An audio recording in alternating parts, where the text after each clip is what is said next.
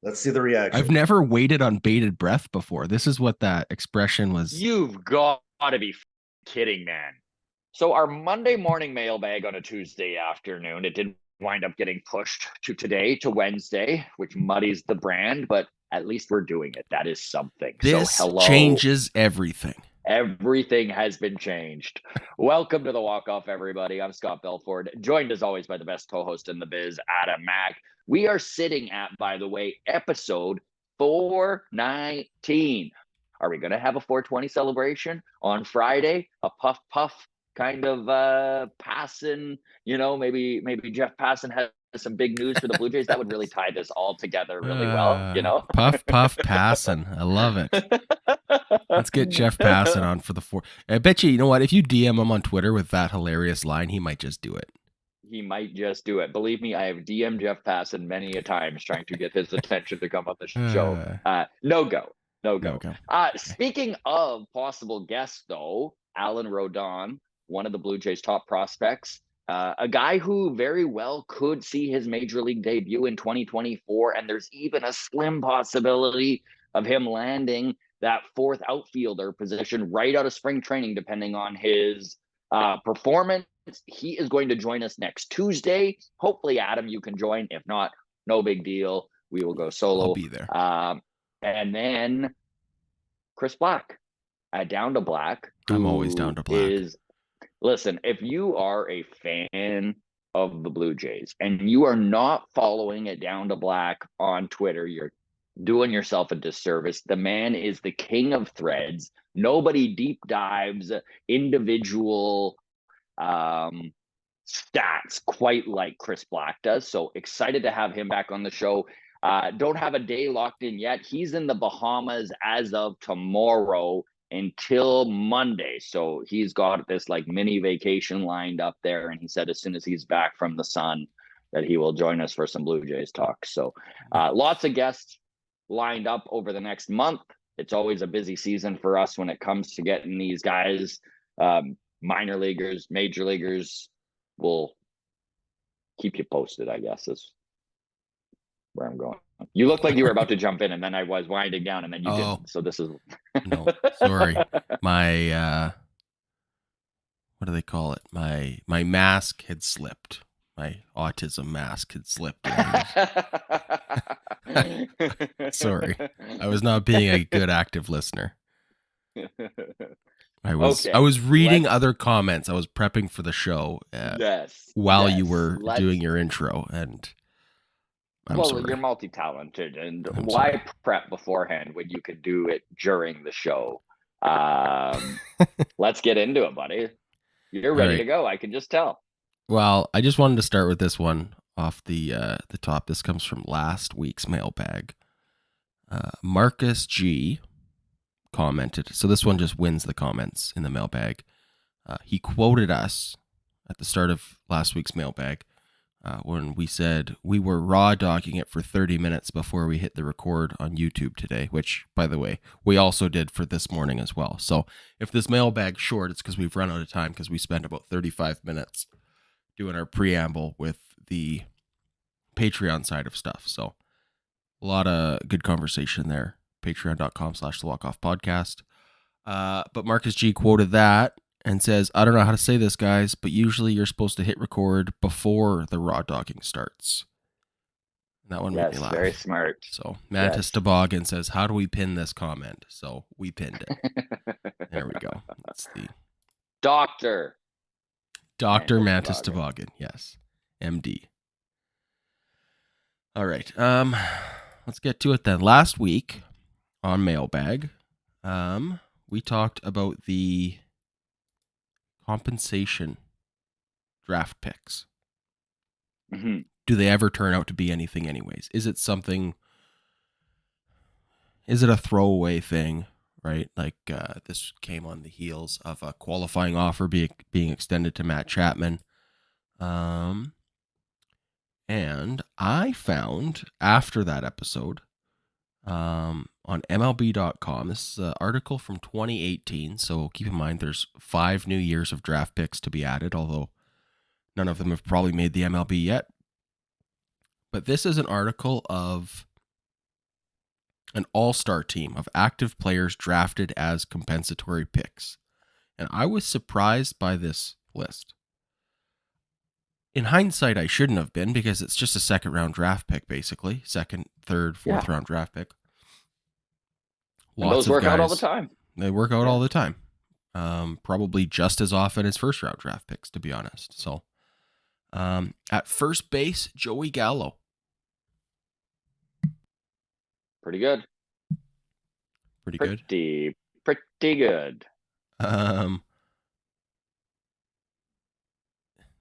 Okay, this is honorable mention Matt Olson. Okay. I'd put that the other way around in 2023.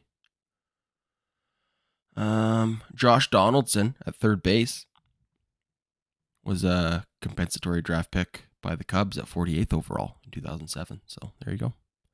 Trevor Story, notable name. Mark Teixeira, Nick Swisher. I told you this is an old article. Orlando Hudson. Remember him? Mm-hmm. Sure do. O-Dog. Actually, O-Dog was on the Gibbons show. Yeah, I saw last that. week. I got to watch the episode. I haven't seen the episode, but on my to-watch list. Yeah, there you go. Adam Wainwright.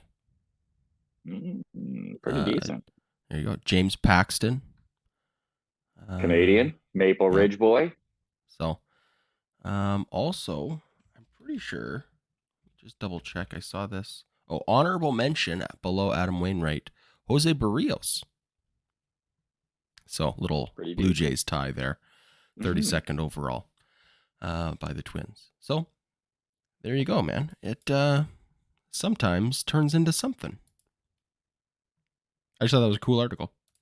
Speaking of James Paxton, it's funny that this just jogged my memory, but when I was playing some shows in Vancouver in October, Alana Brittany, the comedian that I was working with, her friend is dating James Paxton's brother, who I then was like, well, obviously, please ask your best friend to ask James Paxton's brother to ask James Paxton to come on the show. So those wheels are in motion. I completely forgot to follow up, but I will see what's going on there. So I hope they're still together. That's great. That's right? Don't have broken up till we get a chance to talk to him.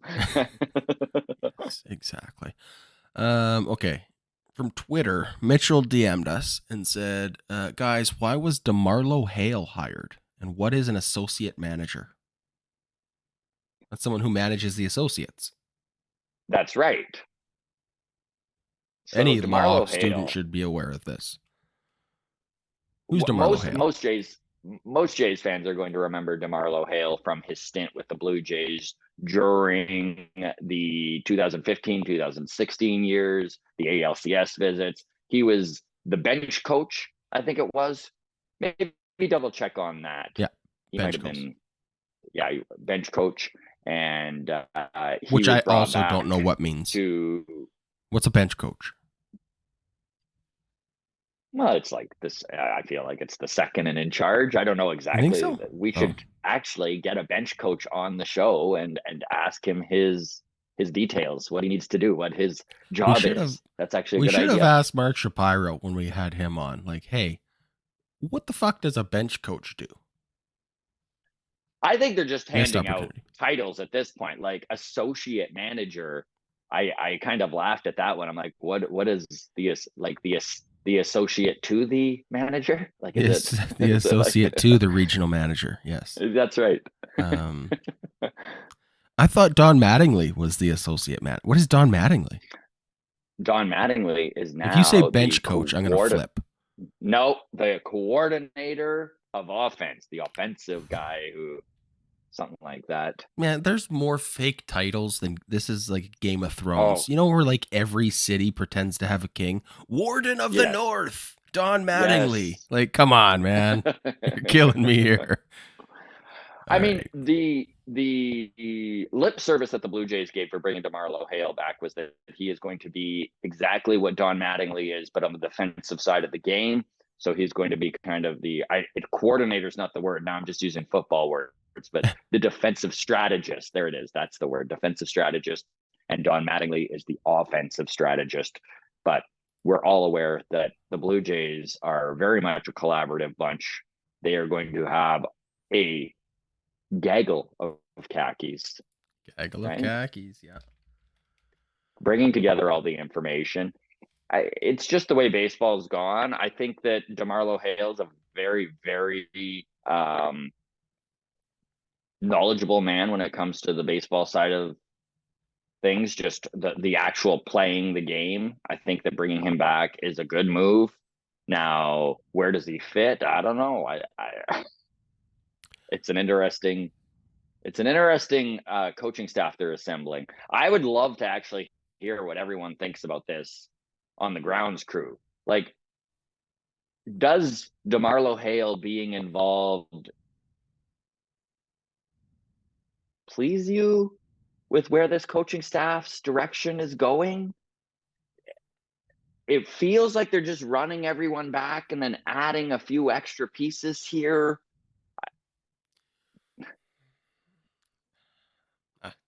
Are you excited about this? Does this? I mean, excited is not the word I would use. I'm not disappointed. I'm not upset, but like, do I feel like this is going to move the needle in any way? I don't know how. The extent of my do I give a fuck meter? How many, that meme of like Spider-Man? It's like, look, I'm holding Yes. up all the fucks I give. How many of them? It would be affected by like 2 possible headlines. Okay. It's not even John Schneider fired.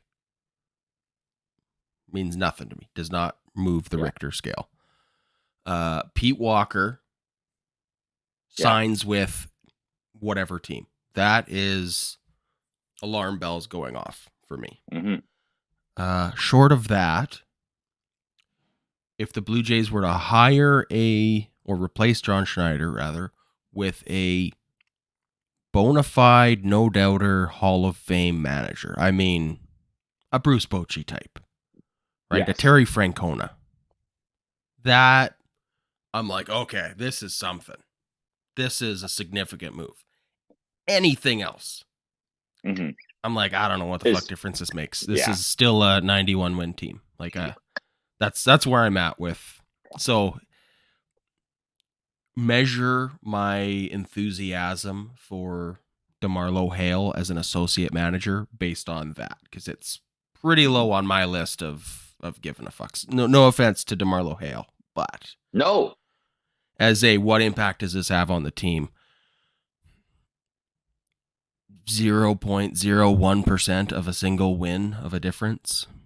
Yeah. So, I mean, that's the thing, right? And you said it best, that no offense to DeMarlo Hale, he's obviously a very intelligent baseball mind that has made a mark on the game throughout decades of being involved. Is he going to add value to this Jays coaching staff? I would say. Yeah, probably. Should we be excited? I don't give a fuck. Like, until we start to see wins because of DeMarlo Hale, and I don't think that's going to be the case. This is just going to add someone who reads information. And this was one of the Jays' biggest problem last year, right? Was that I feel like the information was being deciphered in maybe not the most effective way. And this was part of the problem with communication, part of the problem with the way the Jays lined up their staff and I don't know. Like, now, I will say, the truth is, man, until we see how things play out in 2024, it's really tough to judge anything like a minor coaching change. Yes. And that being said, I do want to acknowledge, because I know I'm going to see this in the comments, because I just touted the weight I put on the Pete Walker role, as I do want to acknowledge, yes, when Pete Walker was hired as a coach in 2012 with the Blue Jays, I would have felt the exact same way. Yes. Yeah. So DeMarlo Hale, 6 years from now, I might feel the same way about, like, wow, has he ever made a world of difference? And it would be devastating to lose him. But For now, that's where I'm at. Oh, this won't matter to anybody in Toronto or anybody in Edmonton for that matter, but the Edmonton Oilers fired their head coach and hired Chris Noblock. Yes. Not to be confused with Chuck Noblock. Not to be confused with Chuck Noblock. But I did want to say that technically, cousin of mine, Chris Noblock. Really? Yeah. Through marriage. Okay. It is my mom's sister's husband's nephew. Okay. But I will say that particular uncle, my godfather. So it is like You're a close brothers. uncle. It is, I mean. You're basically brothers. Let's be serious here. Well, I'm not going to lie. When I watched the pre-game press conference for his NHL coaching debut, and he was tearing up and he's like, oh, like I miss and I love my family and I just want to thank them for their support. He was basically talking to me. Yeah, which I've is never nice. met him. I've never met him once in my life. But you were acknowledged, Adam. Let's not take this away from you. I was acknowledged. Yeah. It's a credential. And I just want everybody else to pat me on the back in the comment section and say congratulations to your family and Chris Noblock on his appointment to the NHL head coaching.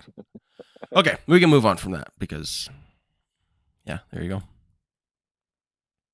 Okay, totally off the rails here. This is good. Mustard Tiger reached out on Twitter and says mailbag alert. Trying to pull Patreon rank with this one if I can. Mustard Tiger, longtime supporter of the Patreon, so of course he can. It says, what's the impact of Peter Sidler's death on the offseason? Peter Sidler, of course, being the former owner of the San Diego Padres. So does this mean the Padres are out on Ohtani until a new owner can make that call? Or does this impact their ability to trade a guy like Juan Soto? This feels like it upends the apple cart completely. Not that we're directly impacted by the Padres, but half of our division is. Great question. Fantastic question. Personally, I would think that as we sit here November 15th, on the verge of free agency really kicking into full gear here, on the verge of a lot of these organizations making moves to establish their teams in 2024. My guess is that the San Diego Padres already have a plan in place. They already have an idea of the direction that they're headed over the offseason. I think that also, I know Peter Sidler just truly respected around the league as one of the better managers better owners in baseball. Not only also, for the fact that notably a fan of baseball. A lot of owners in it for the business and the investment purposes. He's a real fan of baseball. So around the league, as you said, respected. The closest thing to a Steve Cohen, basically, outside of Cohen himself, right? A guy who was prepared to invest heavily on. Man, your internet sucks today. Who for a small market, that's okay. A small market team that has spent with the big boys is so rare, and that is definitely something that the San Diego Padres do. But do I foresee this changing their direction of the offseason? I can't see that being the case. I think that they probably already had a pretty firm plan in place as to what they're going to do when it comes to investing in Shohei Ohtani, and it comes to whether or not they're going to trade Juan Soto. I can't see it really changing things all that much. I could be completely wrong. However, I do think when you're dealing with an organization worth that much money, and when there's billions of dollars on the line, there's probably a succession plan in place for that sort of thing. And I can't see it affecting the day-to-day personally. But Adam and I don't have any connections with San Diego. We don't know anything. So hey, I have cousins who live in San Diego. So there. The Noblocks live in. Just kidding. Different side of the family. Different aunt in San Diego. I think Temecula, actually, which I think is a small suburb of San Diego, or just where totally does not matter. Oh boy. Okay, so this morning I watched the David Sampson podcast. Okay. Nothing personal, David Sampson, and he had some insight on this, which is, I think, valuable. So go watch today's episode. The first 10 minutes he talks about this. For anybody that doesn't know, David Sampson, former MLB executive with the Marlins and the Expos, World Series, blah, blah, blah, right? He's done all the stuff. He's Friend very of the insightful. show. Friend of the show. Most importantly, his biggest credential, he was once on the Walk-Off podcast. He's talked about his time on Survivor. I think that's where he goes. It's like time on the Walk-Off podcast, the 3 days he spent on Survivor before being the first person voted off, World Series ring. That's how he ranks his accolades. In my head, anyways. He weighed in and said that there is, for any Major League Baseball owner, there is a succession plan in place for in the event of ownership passing. So I nailed it. So you nailed it. There's a succession plan in place. So the Padres already have a formalized document that MLB is aware of for who is going to. I think it's just it's staying in the Sidler family. They made their announcement or their press release or whatever that like we're not selling. This is going to stay in the Sidler family for generations to come, and blah blah blah. Beyond that, baseball also requires MLB teams have a like catastrophic event plan in place. So like if your plane crashes and the whole team perishes or whatever, all of these are horrible things to have to plan for, but for the obvious reasons, they are planned in advance. So he says that he has been a part of these conversations, and I think he said it was with Bud Selig. But he says the gist of it is when an owner passes, there is an immediate pressure from MLB. This is a unwritten, unofficial, but still very much real pressure from the ownership group and from the commissioner to have whoever the successor is behave. I can't remember the exact words Sampson used to describe it, but the gist of it was, let's look at the Padres, for example. Sidler was a build it and hope they come approach to baseball, right? Build the stadium, wildly spend on free agency and payroll, and then hope that the fan base supports it. And which they have, by the way. Which they have. Diego actually ranked third in attendance in 2023. Yes.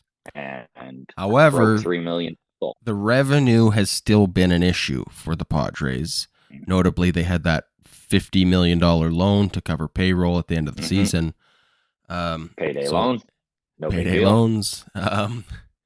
So David Sampson is under the belief, as far as what I saw him say this morning, that there will be an unofficial pressure on the successor of Peter Sidler to dial it back on spending and that financial aggressiveness.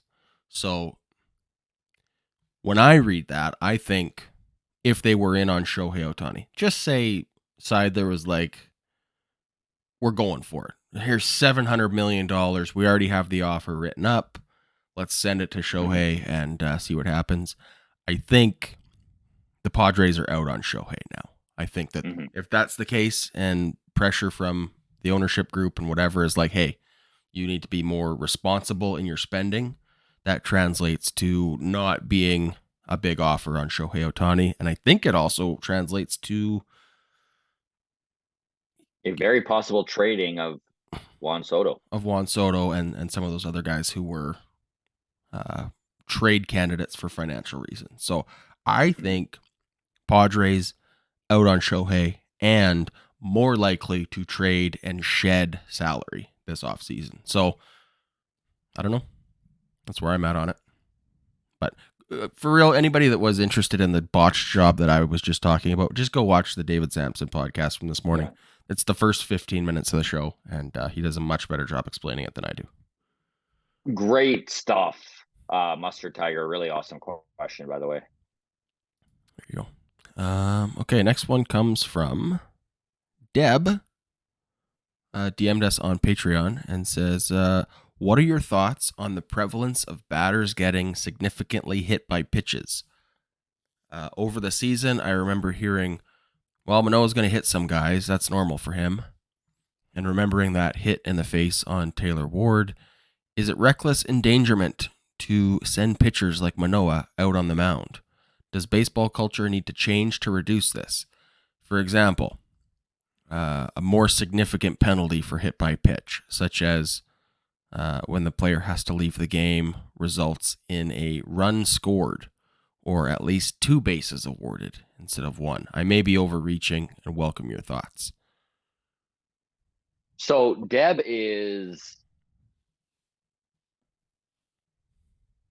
such an interesting case when it comes to the baseball fandom, because I think it's safe to say that Deb is a full-on Blue Jays fanatic and followed the team as closely as anyone in 2023. But this was really the first year that she got fully involved in the game of baseball and really let it overtake her life like it has ours for years.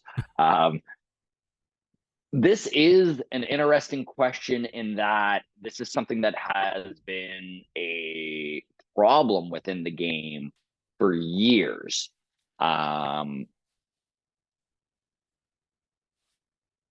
There is the unwritten rules of baseball, obviously, where when it comes to hitting a guy intentionally.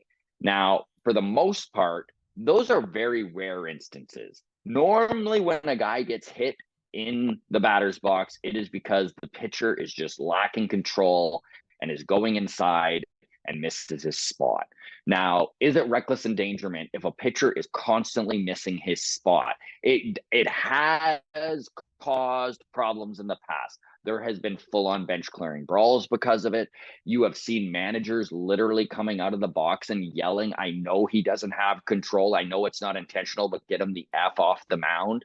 You know, we watched the Yankees and the Rays kind of get into a very similar situation back in 2020, where Kevin Cash actually came out after the game and was like, listen, I've got a whole stable of guys that throw 98 miles an hour. If we wish to play this game, I could play this game. And I don't think that that was really meant as a unwritten rules of the game warning, right? That was more like, listen, it's these guys are throwing with such gas these days, so much velocity, that to have a dude who can't hit his spots is truly dangerous. And the opposing teams do take it personal if it happens too often.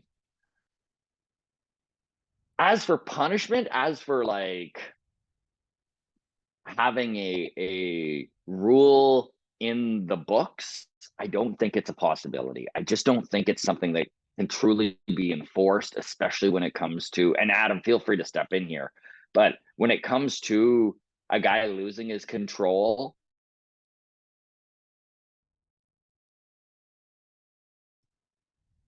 things of the game that's happened forever, and dudes have been hit forever because a pitcher has lost control. I mean, it makes me think of hockey, like a high sticking penalty, 2 minutes.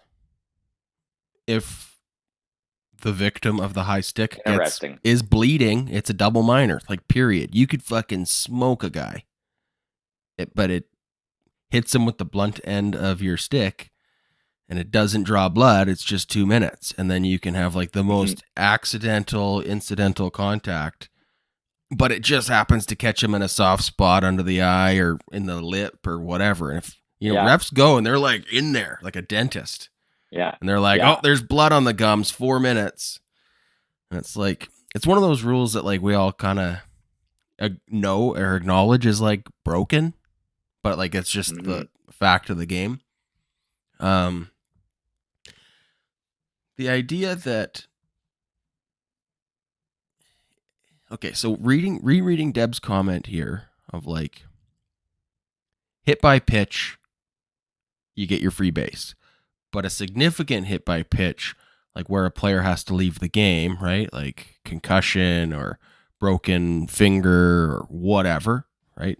Having a more significant penalty attached. And I think that's kind of like the comparison to the hockey double minor for high sticking with blood of like, if a guy gets hit and has to leave the game, then he gets potentially two bases or a run scores. I think a run scores is too much. But 2 bases, maybe. I might be okay with that. Then I wonder, though, how would that be managed? Like if Whit Merrifield gets hit just right in the butt cheek, and then John Schneider's like, oh, he's out. He's too injured to keep playing, just so we can get that guy on second, right? Do we get into the soccer area of things where guys are like, you know, oh no, I'm injured. Yeah. I mean, I don't know. It's an interesting idea. I would like. I feel like we've kind of talked about this before, or it feels familiar. Maybe we talked about it with walks having more penalties, of like a walk being worth 2 bases. Hit by pitch. Yeah. I don't know what the right answer is there. Because the thing to remember is, for the most part, it's all unintentional. Like, they're not trying to put a guy on first. They're not trying to hit. I mean, again, there are the unwritten rules of baseball, and obviously that is its own thing altogether and separate from this conversation. But it's a good question. Good question. I think it's a bad answer, but it's a good question. Bad answer. Good question. By casuals for casuals. There you go. Okay. Jenna B reached out on Twitter, and we got to wrap this up soon, Scott, because we got our super secret episode for Wednesdays with Joel coming up, and we're only halfway through the comments. So Jenna B says, hey guys, I saw Adam Macko was added to the 40-man roster. Pretty cool. Does this mean we'll see him in the big leagues this season? So Adam Macko, Canadian kid, he was acquired last year from the Seattle Mariners in that Oscar Hernandez, Eric Swanson trade. He was the prospect that was added in, the sweetener, if you will, from the Mariners back to the Blue Jays, back to Canada. Adam Macko, so the good news is that it's not good news he was injured, but he was injured for a lot of 2022. 2023, however, he came back and he pitched very well for the Vancouver Canadians. He was a big part of that Vancouver Canadian championship where they won the Northwest League. He should be getting a start, getting the bump up to AA. For 2024, he's a lefty. So I think that is why they protected him. Adam Macko, also a little bit older. He turns 25 this offseason. So could he be a guy that other organization viewed as good enough to stuff in their bullpen as a lefty, limit his innings, and sneak him through to get him into their organization? The Blue Jays felt he was a guy that other organizations were interested in. CJ Van Eyck did. It is possible that there's teams that view CJ Van Eyck with the same of high upside, I guess is the right way of putting it, and take a risk on him. But because he's fresh off of injury and because he has very few innings in the minor leagues under him, it's just a long shot that someone takes a flyer on him. Just a reminder what the Rule 5 draft is. Basically, as Adam says it, it's the you use it or you lose it. So a player has about 4 years in the organization. If they are not promoted to the big leagues by that time, they are then available for the entirety of the league to draft again in what is called the Rule 5 draft. And then that player would need to stay with the major league club for the entire season, and then he's your player. Or they can work out a trade if they would like to, or he is sent back to the original organization. So Adam Macko, really big congrats to him. Canadian kid. Awesome to see that he is just one step away from the big leagues. He could see some time in 2024, depending on how he continues to develop and continues to progress. He's a little ways away, though. I don't think there's any possibility of Adam Macko breaking with this team in spring training. However, it's very similar to when the Blue Jays added Hagen Danner to the 40-man roster a couple of years back. Danner being a guy that, throws 100. And even though he was just on his way into Double-A, they did view him as somebody that other organizations may take a risk on. So Adam Macko, 40-man roster for the Blue Jays. Congratulations to him. Are we going to see him in 2024? Probably not until at least midseason is my guess, but time will tell. Time will tell. Okay. Next comes from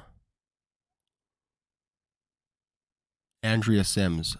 Reached out and said, "Hey, Scott and Adam, all this talk of the Blue Jays doing something big is killing me. Is this just all being said for leverage, or could there be truth to the rumors?"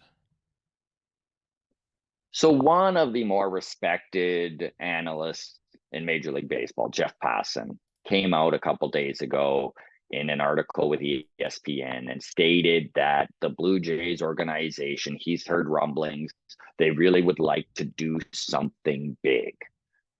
What does this mean? I don't know.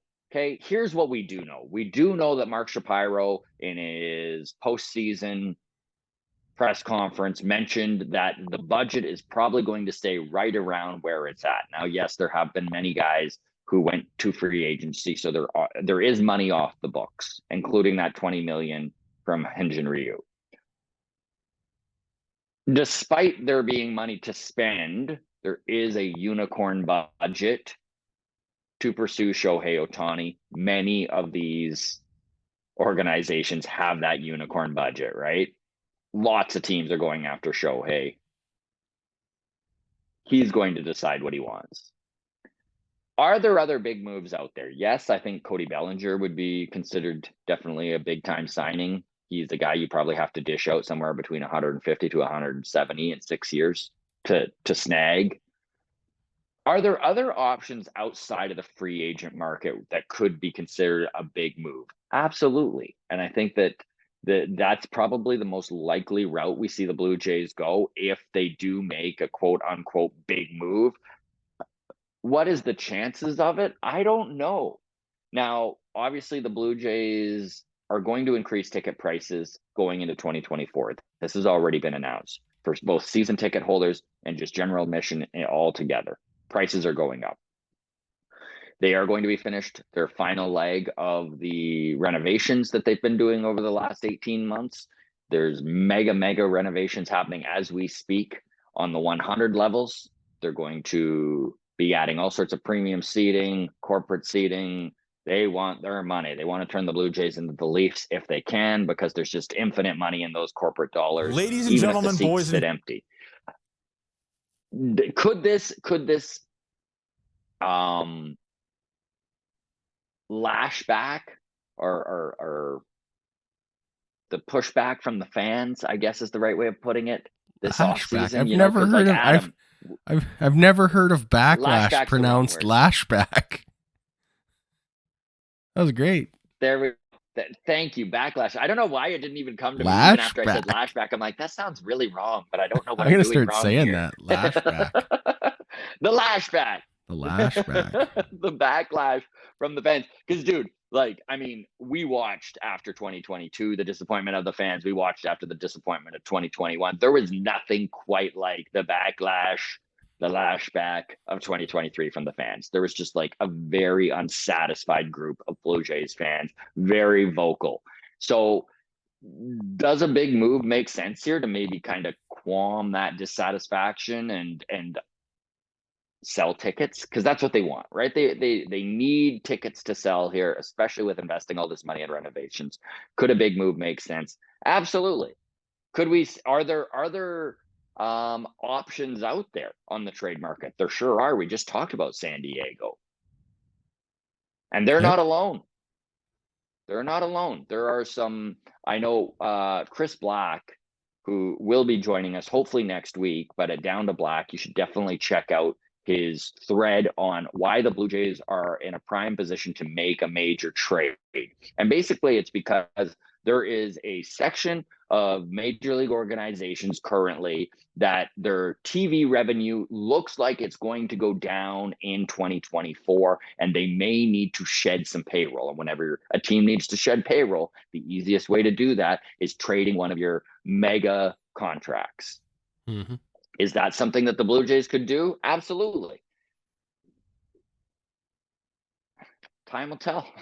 There's almost I'm with Jenna though. Like I until it happens, it is annoying to constantly hear, "Oh, the Blue Jays attached to every big name." This is something we've gone through for years because the Blue Jays have money, and of course, it makes sense for agents and for the negotiations to float the Blue Jays as a possible candidate just to raise the prices of other teams. So we'll see. Almost zero chance our thumbnail today doesn't have Shohei Ohtani though, right?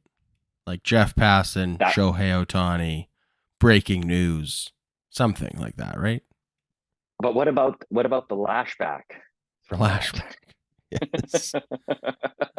Yes, absolutely. The lashback of this Shohei Ohtani rumor. Yeah, I don't know. I think this is going to be another one of those runner-up off seasons, to be honest. Am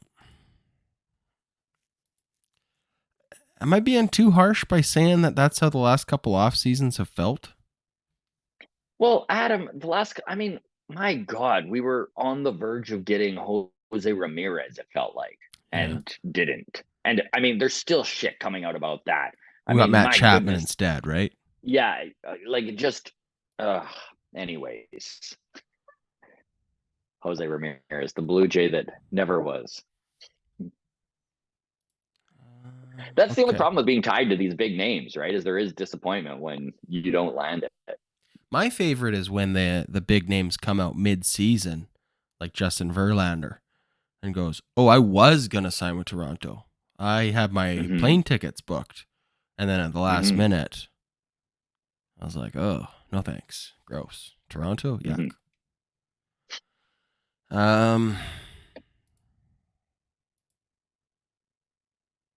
Okay. I don't know how much we're allowed to talk about this. Wednesday's show. We've added a Wednesday show for the Patreon. This is for the most premium of premium tiers, a weekly Wednesday show. Joel Haycomi joins us, and we sit down and talk on Zoom, and we share it with the top tier of our Patreon. We made it available for everyone in our Patreon for last week's episode, and then got a wild amount of feedback. Everybody loved it. And we got to go because we're meeting with Joel in like 15 minutes to do our next episode of that. So look forward to that. We got to talk to Joel and figure out how much we're actually allowed to discuss publicly before I get too deep into the weeds here. But I just wanted to read one comment here on this super secret project with Joel. So Deborah says, "Hi, I already have plans for this Wednesday at noon. Will the next one be taped so that I can watch it later? If not, that's totally good with me. No pressure at all. Just not clear on if videos can be shared with only one tier or if this is just a join the Zoom call and stay mute situation." And I just wanted to clarify for anybody that's interested is it's definitely you're not on the Zoom call with us, and we are recording it, and you'll see it after the fact. And yes, we are able to provide different perks for different tiers, so that is something that we are going to be doing. So there you go. She goes on to say, "The first episode was great. Loved it. I work in a toxic / watch your back work culture, and it's really great to see nice, genuine people working well together, building on each other's ideas, challenging them, etc. Plus, it sounds like such a..." Okay, that's probably spoilers, so I have to leave that out. Blah, blah, blah. Best of luck to y'all. Look forward to seeing more. So there you go. That is the Wednesday stuff that we are about to get to.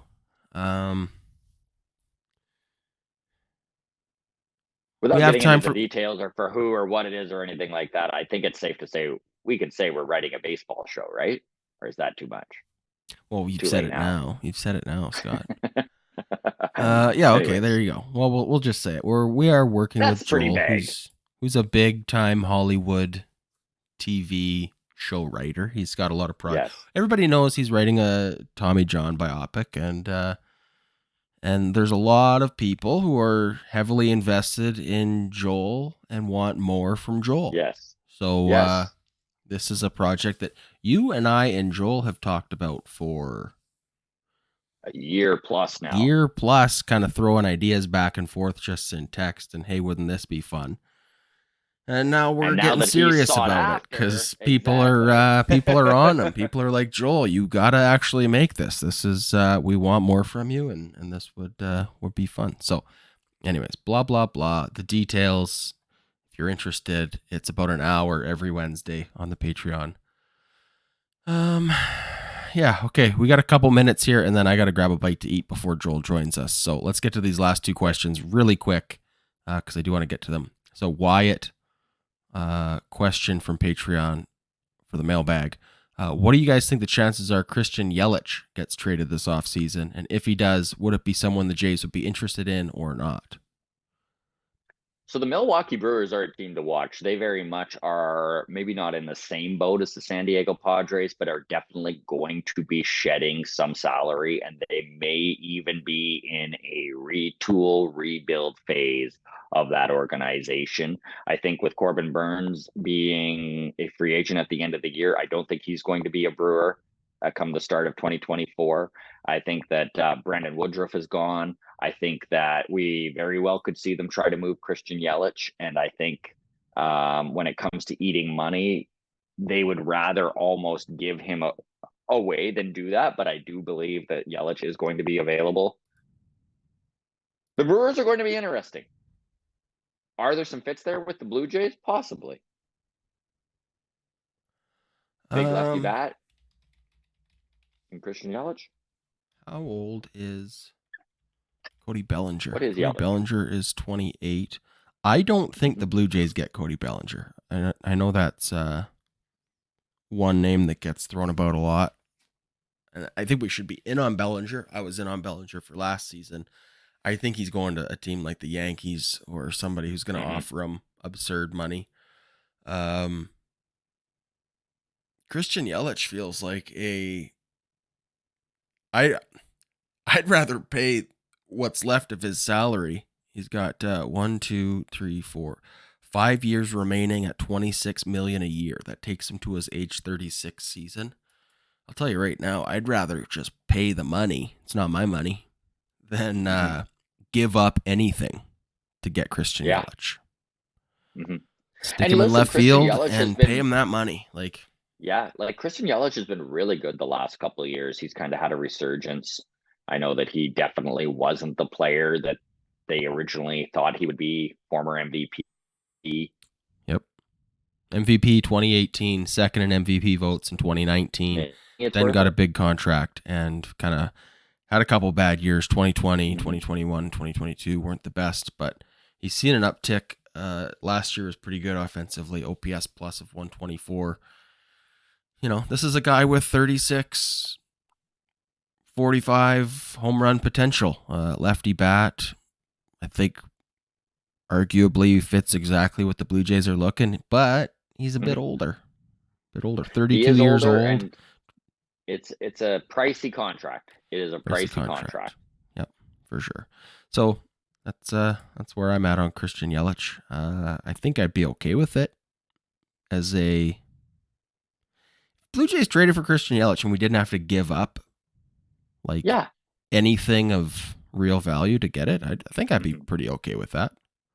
Yeah, there you go. Okay, and then last one here comes from Scott Carter, says #mailbag. where are people getting their baseball fix these days, or has withdrawal not kicked in yet? I'm watching a Korean baseball game show that I found in the deep bowels of Netflix. So let me just first Ooh, say, Mr. Scott Carter, I need more info we on this need more because information. this Yes. is I'm sure if I could just search Korean baseball game show, it would pop right up. But yeah, I wanna watch this. This sounds good. What are you doing, Scott? It's funny. Just yesterday, I watched The Rookie, so I'm into the what are some old baseball movies that I can watch phase of the off Hey, season. Yes. nice, How about you, buddy? nice. Well, this Saturday, my winter slow pitch league gets underway. Ooh, fun. Is Yeah, that we're indoors? indoors at the soccer Yeah. dome, in Leduc. No, just north of Leduc. So I'll Nice. be playing there. That's a doubleheader at 10 p.m. till midnight. So Is that sorry, you cut out again, Scott. Um, is that your internet is so bad, Scott? The suspense is killing me. Oh, we almost made it a full episode. Repeat that. sorry? No, you're good. You're back. I was just asking. I was just asking if it was Scotty Carefoot's league that he runs there, or if that's I think it is, if I'm being yeah. honest. So Okay. yeah, friend of the show, Scotty Carefoot. Yeah. So I was gonna. That'll be my baseball fix. I won't be watching, but I'll be playing. I know. Don't even Out get there. on me about how slow pitch isn't baseball. Shut up. It essentially is. Yeah, I was. You're gonna put your work gloves on one hand Buddy. at a time, and then once they're on, you're hitting bombs. We know how the You Mac attack you works. got it, my friend. You got it. I was actually trying to figure out how can we continue to provide value for our $25 Patreon tier, since we can't do Zoom parties anymore in the off season. So with us doing Wednesdays, that was one idea to add value. And then I was going to strap a GoPro on my head and get some footage from my slow pitch games and and throw that up on the Patreon. But everybody loves Wednesdays so much that I can't. I don't have to now. I'm off the hook, so I don't have to worry about strapping the GoPro to my hat and filming some first person perspective softball games. So I'm off the hook for that. Wednesdays is enough. Everybody's satisfied. Perfect. All right, man. All right, buddy. Let's wrap it up here. Yep. Thank you so much, everybody, for all your interaction. We do comb through it every single week. You can always reach out to us on Instagram, the Walk Off Podcast, on Twitter or X, however you want to call it. It's at Walk Off Podcast. Patreon members, you always get that Patreon bump and get your questions and comments instantly answered. And you also get access to the Discord. Thank you very much, everybody. Always a pleasure. We'll talk to you on Friday for 420 episode. Hey, cheers.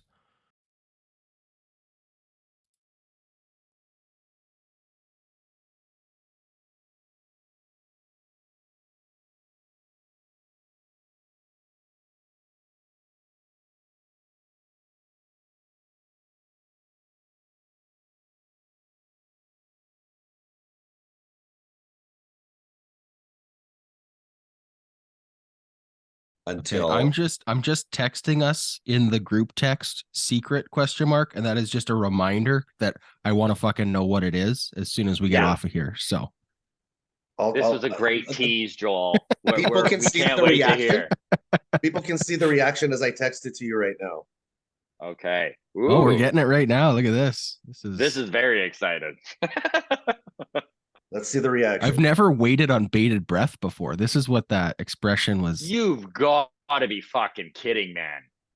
That is so cool. Hold on. Let me take off I'm doing a whole Ed TV thing here. People are pausing and trying to read the reflection of my GoPro on my hat. We did get a question in the Patreon about if the Patreon could get access to any like character bios or anything that we come up with. Is that something that we can share access to, or is that something that we should hold off on, or whatever, right? I think we could like double off some of the content and create a kind of an open forum Something that's for it. viewable but not editable, Yeah. or they don't have Or permission even to editable, right? edit Like or if you whatever. wanted to, not editable, but like imagine that we put our characters up and then we don't ask that you change any of our characters, but if you Right, want but to add characters, people can and add like, comments to yeah, whatever, right? Or okay. I'd love to see Patreon step in and throw their ideas out for characters or situations or comedic elements that they love out of baseball that could, Okay. we could totally add a folder to fan suggestions. I Okay. think that would be Sounds great. good. Okay, sounds good then.